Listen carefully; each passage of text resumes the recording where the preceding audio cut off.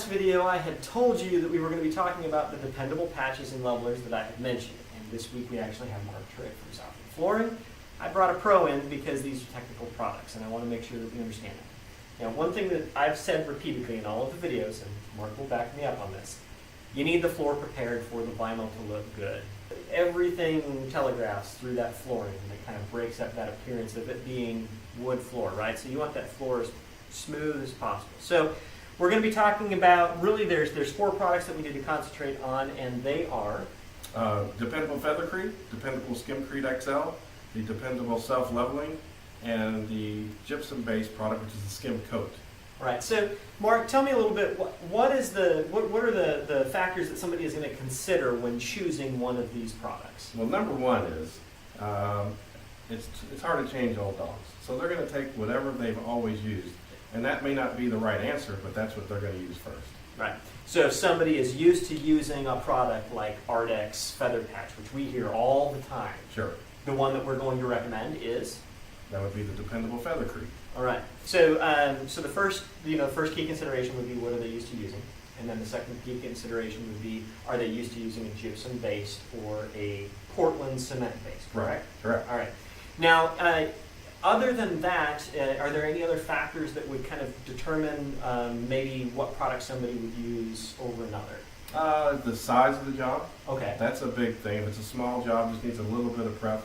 You don't want to be breaking out a self-leveling product. You might bring out either Dependable Feathercrete, even the Dependable Skim Coat, or even the Skimcrete XL. Okay.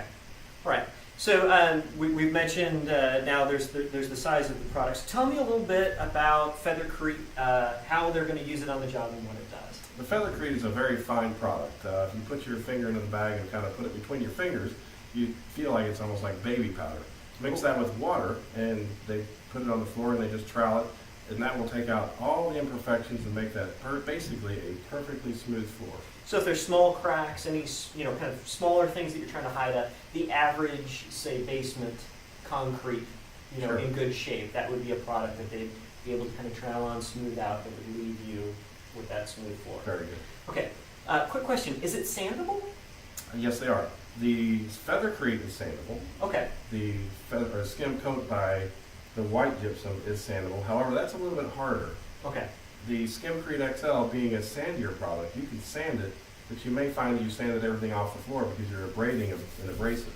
So, with asking that question, where would somebody use the Skimcrete XL? Something, being that it's sandier, a little bit heavier, if you put your hand in it and rubbed it, you would feel how much sandier it is. You would put that under a floor that's not necessarily needing to be perfectly smooth, but you want to smooth it out enough to, you don't have any cracks, you want to fill the cracks with, that type of thing. Some carpet, Okay. anything that's not, 1/8 inch, anything other than a hard surface good. So would that be, if you're putting down, say, the click vinyl that we have, that's that thicker vinyl with the backer, and you just need to get the floor, you need to get the bigger imperfections up, would that be a good choice maybe then for that thicker click vinyl? Absolutely. All right. Now, tell me a little bit about the skim flow, because this is, I hear the word self-leveling, and this is the one that's most intriguing to me, because that seems like it'd be less work.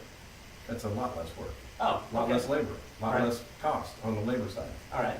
but more expensive on the initial product side. All right. So, how does, do I just mix it up and pour it out? Are there any other steps involved in using the product? After you prime the floor with an inexpensive primer, you take a bag, you have 5.5 quarts of water, throw that in, pour the powder in, mix it up for about 3 minutes, and just pour it on the floor on the lowest side where you're going and rake it out. When you're done, you will have basically a perfectly smooth floor.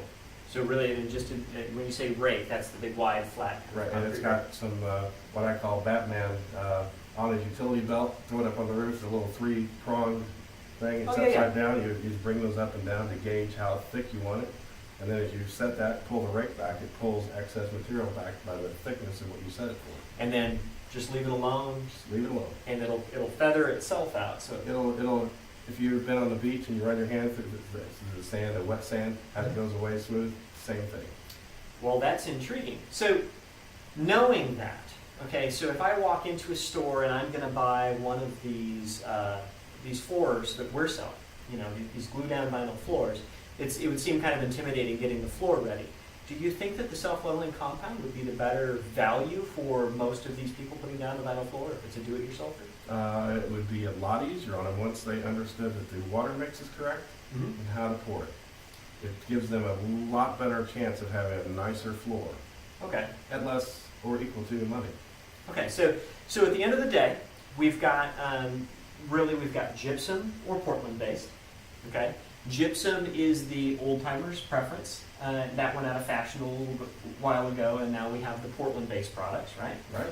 We've got for the real fine feather finish, or if there's just some minor imperfections, we've got the Feathercrete, and that'll get like a good floor looking perfect, right? If there are bigger imperfections, or if you're just using the thicker click-down material that won't telegraph as much, then you can use the Skimcrete XL, Right? and that'll kind of prep it so that you can take over the bigger areas. But if you've got somebody doing it themselves, and they're really looking for the best solution with the least amount of effort, the self-leveling compound would be the easiest solution out of That's all it. of In those. a nutshell, that's it. What are the products, if they're out recommending the Feathercrete, what are the products that are out in the market that they should listen for to recommend that? The number one that is the Coca-Cola of all preps is the Ardex Feather Finish. Okay, so 10-pound bag, and everybody's migrated to the 10-pound bag, so we're equal there. it's an orange and white bag, right? Orange, yeah, reddish orange or something. Yeah. So if you have a customer that says, hey, do you have Ardex? The Dependable is the product that we sell that would compare against that. Sure. So for the self-leveling compound, what would be the one out in the market that they're probably going to hear? Once again, it's Ardex K15. K15, Not right? that it matters. The Ardex K15 sells to your customer for probably in the $35 to $40 per bag range. And we are considerably lower than that on this self-leveling product that we have.